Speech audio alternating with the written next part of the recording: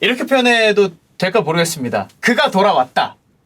돌아오긴 했는데 아직 뭐 갈 길이 멀긴 해요. 아직은 멀었죠. 일단 투입이 됐고 가짜 9번으로 프리시즌 때부터 기회를 좀 잡았는데 사실 원했던 상황은 아닙니다. 벤제마가 부상을 당하면서 그렇죠. 들어온 거기 때문에 아무래도 이 경기도 그냥 벤제마가 계속 뛰면서 처음에 먼저 좀 리드를 잡고 오히려 남은 시간을 좀 순조롭게 풀기를 바랬는데 전반전 중반에 갑작스럽게 벤제마가 부상 이탈을 했죠.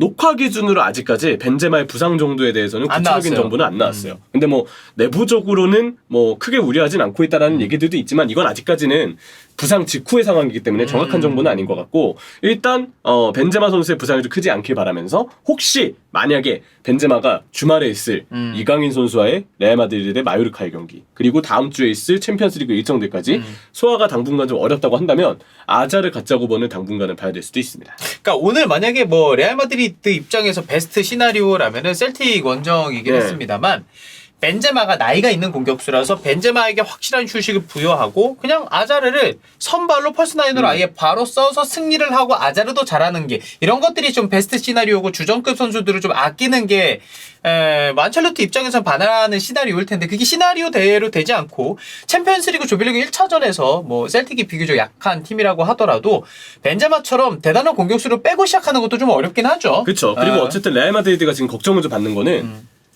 다른 포지션들 보강도 뭐 오른쪽 풀백, 오른쪽 윙 뭔가 보강이 안 된 부분에 아쉬움도 있지만 또 하나 아쉬운 게 벤제마 백업에 대한 보강이 안 된 거예요. 예. 지난 시즌에도 벤제마가 없었을 때 레알 마드리드의 경기력이 급감하는 모습을 봤었는데 아무래도 지금으로서는 우려했던 상황이 좀 터진 거라고 봐야죠. 그리고 지난 시즌도 벤제마가 부상으로 빠졌던 기간이 있었습니다. 그리고 아까 수빈이 형이 말씀하셨던 것처럼 나이에 대한 리스크도 생각을 해야 되기 때문에 일단 우려했던 상황 하나가 불거졌다. 그리고 그때 과연 아자르가 레알 마드리드 팬분들이 원하는 대로의 대체 자원이 될 수 있을 것인가. 우리가 이제 그 가능성을 좀 따져봐야 되겠죠. 일단 셀틱이 홈이었기 때문에 네. 레알 마드리드를 상대로 물러나지 않고 압박을 굉장히 초반에 많이 걸더라고요. 상당히 공격적으로. 맞아요. 셀틱 파크가 6만여 명 이상을 수용할 수 있는 관중 경기장인데 굉장히 많은 어떤 그 팬들이 엄청난 응원 열기를 좀 보여주니까 아무래도 전반전 한 20-30분 동안에는 레알 마드리드가 압도를 당하는 느낌이 있었습니다. 그리고 실제로 셀틱이 경기 운영을 꽤 잘하기도 했어요. 이 스코틀랜드 프리미어리그에서도 보여주는 것처럼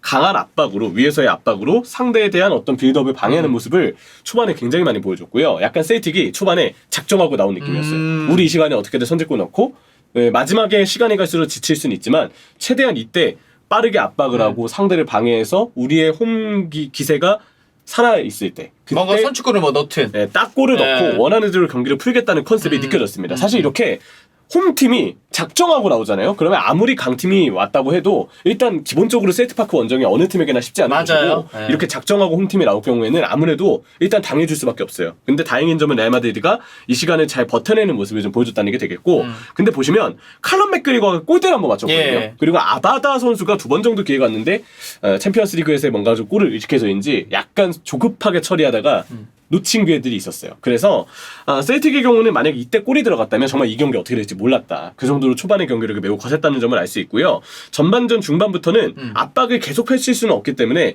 빠른 수비 전환을 좀 보여줬고 수비로 빠르게 내려오면서 박스 안의 수비에 집중하는 모습. 박스 안에 굉장히 많은 인원이 들어와서 수비와 중원 미드필더 사이의 간격을 좁히고 역으로 레알 마드리드의 공격을 중앙을 완전히 트라마간 형태로 측면으로만 몰아낸 이런 형태로 수비 컨셉이 상당히 잘 갖춰져 있었습니다. 그리고 전반에 여전히 체력이 남아있었기 때문에 낮은 위치에서 수비에 성공하면 거기서 바로 스프린트를 끊어서 최전방 상대 진영으로 빠르게 역습해 나가는 공격을 좀 펼쳤었어요. 이때 레알 마드리드는 초반에는 셀틱이 압박을 가했지만 중반 이후부터는 압박을 하지 않고 물러섰잖아요. 그럼 레알 마드리드도 여기서 일단 볼은 좀 소유할 수 있는 시간이 나왔기 때문에 여기서 기세를 확실하게 살리고 갔어야 됐어요. 근데 하필 그 찰나에 벤제마가 이제 부상으로. 그래서 뭔가 분위기를 이제 좀 끌어올려야 되고 그러면서 셀틱의 밀집 수비를 두들겨야 되는데 그 상황에 벤제마가 부상으로 빠져버린 거죠. 그때 이제 공격의 힘이 전체적으로 레알 마드리드가 아무래도 떨어질 수밖에 없고 지난 시즌 때도 그랬고 제가 시범 경기 때도 벤제마가 있고 없고 차이가 너무 크다라는 걸 좀 많이 받았어요. 그런 상황에서 벤제마가 빠졌기 때문에 이제 새로운 뭔가를 꺼내들어야 됐는데 그때 안첼로티 선택은 아자르였고. 맞습니다. 그래서 아자르의 전반전 경기력을 보면 일단 오른쪽 측면에서 크로스 한번 올라왔는데 그거를 잘 못 맞춰내면서 정말 결정적인 기회 하나를 좀 날려먹는 상황이 한번 있었습니다. 그리고 셀틱이 밀집 수비를 펼쳤잖아요. 센터백 2명에 수비형 미드필더 2명 이렇게 그리고 전체적으로 라인 자체가 아래로 내려가면서도 중앙으로 컴팩트한 간격을 유지했어요. 이러면 가짜 9번 아무래도 벤제마보다는 신체적인 경합이나 뭐 높이 싸움이나 이런 걸 해주기는 아자르가 힘들잖아요. 그렇죠. 근데 상대는 촘촘하게 또 간격을 좁혀서 어떻게든 아자르를 이 센터백 2명과 미드필더 2명의 사이에 두려고 하는 거죠. 박스 안에 가두려고 했었어요. 이 사각형 박스 안에. 그래서 아자르가 거기서 갇혀버리면 고립이 돼버리니까 자꾸 측면으로 빠져서 볼을 잡게 됐는데 측면으로 빠질 때 위치 선정이 전반전만큼은 그렇게 좋진 않았습니다. 그래서 넓은 공간에만 맴도는 나머지 레알 마드리드가 아자르가 빠질 때 박스 안에 들어오는 숫자가 없으니까 인원이 없으니까 여기서 지금 측면의 높은 지점으로 전진은 됐는데 그 다음에 어떻게 공격을 할지에 대해서 뭔가 컨셉이 안 맞는 느낌이 들었어요. 이거는 전적으로 아자르가 가짜구번 움직임도 있고 어쨌든 상대가 밀치 수위를 펼치니까 약간 측면으로 빠져서 볼을 잡았는데 그때 박스 안에 들어오는 인원이 없었던 거죠. 그러니까 박스가 덩그러니 비어있는 경우들이 전반전 레알 마드리드 공격에는 많았습니다. 확실히 전반전은 레알 마드리드 팬 입장에서는 보는데 야 이거 쉽지 않다. 네. 이거 셀틱과의 경기에서 승점 3점을 좀 확보하고 오면 좋겠는데 이거 잘하면 1점이겠다라는 생각이 들 정도로 상대 수비가 워낙 잘하긴 했었는데 그만큼 셀틱은 후반전에 좀 체력적으로도 많이 떨어진 모습들도 있었던 것 같거든요. 맞아요. 네. 그리고 아자르 자체로만 봤을 때 후반전에 어떤 변화가 있었느냐. 아자르가 후반전에도 전반전처럼 측면으로 좀 빠지고 아래로 내려오고 가짜구번 움직임에 최대한 집중을 했습니다. 예. 근데 아무래도 그런 부분이 있었던 것 같아요. 경기 중 갑작스러운 부상으로 인한 교체 팁이기 때문에 아자르 본인도 전반전에 움직임 타이밍이 좀 안 맞는 부분도 있었고 약간 몸이 안 올라온 듯한 느낌도 있었고 여기에 다른 동료들하고의 호흡도 갑작스럽게 맞춰야 되기 때문에 좀 쉽지 않아 보이는 부분이 있었어요. 근데 후반에는 그 다른 동료와의 호흡이 맞아떨어지는 모습을 보여줍니다. 아자르가 후반전에도 내려와서 빌드업에 관여가 되고 또 그러면서도 측면으로 빠지면서 트라이앵글 형성에도 기여를 했거든요. 이게 이 움직임이 나왔을 때 예를 들어서 아자르가 최전방에 있다가 내려와서 가짜고원 움직임을 가져갈 때 윙포드에 있는 비니시우스랑 아니면 발베르데가 꽤 아자르가 발생시켜주는 중앙 사이 공간으로 활발하게 침투하면서 드디어 뭔가 아자르의 공간 창출이 동료들이 활용될 수 있는 상황으로 이어지는 장면들이 많았습니다. 네. 아까 전반전에 얘기했잖아요. 아자르가 빠졌을 때 박스로 들어가는 숫자가 없어서 자꾸 비니시우스랑 발베르데는 넓게만 있고 안쪽으로 들어오는 선수가 없으니까 결국은 박스가 비어있는 채로 측면에 볼이 갔을 때 박스로 줄 수가 없어서 골을 만들 수 있는 상황 자체가 전반전에 없었어요. 근데 후반전에는 아자르가 똑같은 움직임을 가져갔을 때 비니시우스랑 발베르데 혹은 비니시우스 혼자만이라도 그쪽을 확실하게 파고드는 모습을 네. 보여주니까 그나마 박스 안에 숫자가 좀 갖춰지고 그러면서 셀틱이 어느 정도는 이 레알 마드리드의 공격이 전반전보다는 매서운 상태에서 좀 견제를 해야 됐었죠.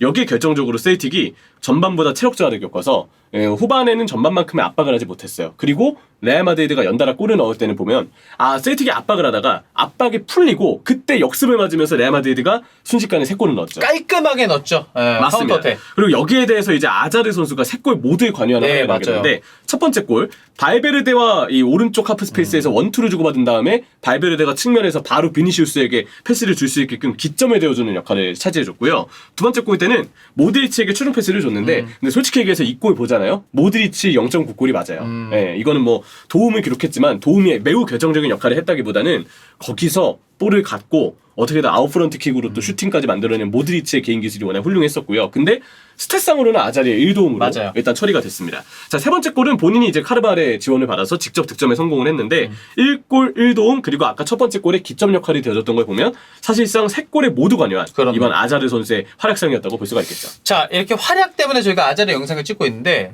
문제는 이거죠. 셀틱과의 경기였고 네. 챔피언스리그 1차전이었고 앞으로 더 중요한 경기들 토너먼트까지 이어져야 되고 리그에서의 레이스도 굉장히 중요한 상황인데 아자르가 과연 앞으로도 잘할까? 이 의문부호를 지울 수 있느냐가 문제거든요. 맞아요. 네. 일단 셀틱전만 다시 정리를 해보면 전반전에는 갑작스러운 투입 때문에 합이 잘 맞지 않았다. 근데 후반전에는 다행히 동료하고 합이 잘 맞아 떨어지는 모습을 보여주면서 그래도 아자르의 가짜구번 움직임에 동료들이 호응해주는 모습을 보여줬다. 그리고 아자르 자체만 놓고 보면 저는 개인적으로 아자르가 이제 측면에서는 더 이상 경쟁력이 없다고 생각이 들어요. 아, 그래요? 왼쪽 본인이 자신하는 왼쪽도 그렇고 뭐 본인이 자신하는 위치 아닐 수 있지만 어쨌든 오른쪽도 그렇고 측면에서 뭔가 만들려면 비니시우스처럼 확실한 파괴력? 운동 능력이 있어야 돼요. 근데 아자르가 더 이상 속도나 드리블에 그쵸. 있어서 예전만큼의 모습을 보여주지 못하기 때문에 근데 여전히 이 선수에게 남아있는 게 뭐냐?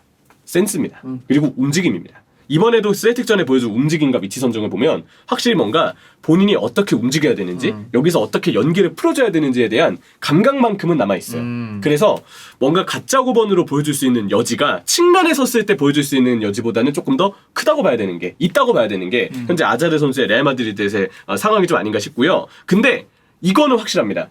움직임 괜찮고 센스 있고 꽤 괜찮은 위치 선정과 원터치로 풀어내는 약간의 간결함도 가지고 있어요. 문제 신체 능력이 전부 다 매우 떨어져 있습니다. 그렇기 때문에 뭔가 셀틱의 전반전처럼 좀 더 뭔가 견제를 확실히 할 수 있는 상황이 만약에 후반전에도 이어졌다면 아자르 움직임에 동료들이 호응을 만약에 한다 하더라도 과연 아자르가 상대의 집중 견제를 바꿔서 이번에 후반전에 보여준 것처럼 제대로 활약을 할 수 있었을까? 저는 약간은 아직은 의문부를 보고 두고 지켜볼 여지가 있다고 보거든요. 일단 최고는 벤제마가 부상에서 빠르게 회복하는 거고 맞아요. 그렇지 않았을 때 아자르가 어느 정도 펄스나인으로서 좀 그 자리를 조금이라도 대체해 주는 거 혹은 나중에 벤제마까지 선발로 나왔을 때 상대 공격을 뚫지 못했을 때 교체로 아자르가 들어와서 벤제마 옆에서 그 벤제마에 집중되는 압박을 좀 분산해주는 정도 이 정도는 아자르에게 우리가 좀 앞으로 바라면 되지 않을까. 결국은 일단 제일 최우선 벤제마가 최강왕으로 맞아요. 한 시즌 동안 최전방 올홀로 서는 겁니다. 사실상 유일한 최전방 공격수이기 그치. 때문에. 두 번째 아자르가 나온다면 어쨌든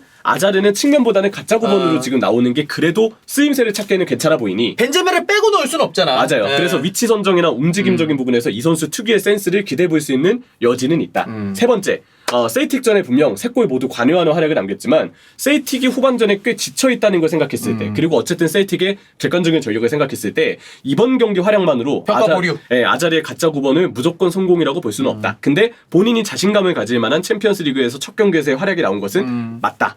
이런 부분을 좀 따지는 것이 지금 중요하지 않나 싶습니다. 네.